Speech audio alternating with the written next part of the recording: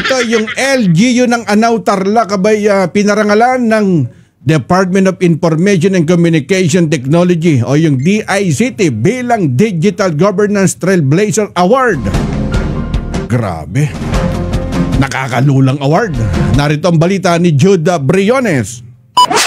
Target on Air. Live report. CAREX, pinarangalan ng Department of Information and Communications Technology o DICT ang lokal na pamahalaan ng Anao sa lalawigan ng Tarlac na pinamumunuan ni re-elected Mayor Jappy De Dios bilang isa sa mga Digital Governance Trailblazer Awards 2025 mula sa buong Central Luzon na iginawad sa naganap na BizAce 2025 na may timang Breaking Barriers, Building Businesses.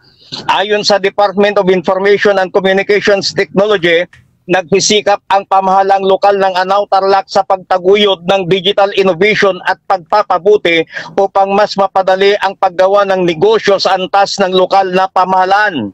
Ang mga pagkilala na natanggap ng lokal na pamahalaan ng Anao ay batay sa 2025 data at pagsusuri ng Department of Information and Communications Technology batay sa pangunahing pamantayan kabilang ang pagkakaroon ng online business permit, applications at online payment system, gayon din ang paggamit ng integrated barangay clearance.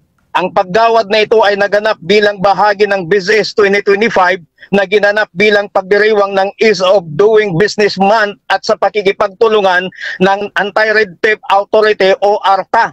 Ang prestigyosong parangal na nakamit ng lokal na pamahalaan ng Anao ay naging posible sa pamamagitan ng aktibong pamumuno ni re-elected Mayor Jappy De Dios sa pakikipagtulungan ng Municipal Treasury Office at ng Business Permit and Licensing Office ng Naturang Bayan.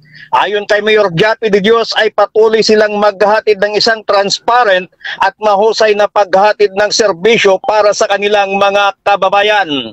Mula dito sa Anao Tarlac, Jude Briones nagulat para sa Target on Air sa DZME 1530 ang Radyo TV. Target on Air. Live report.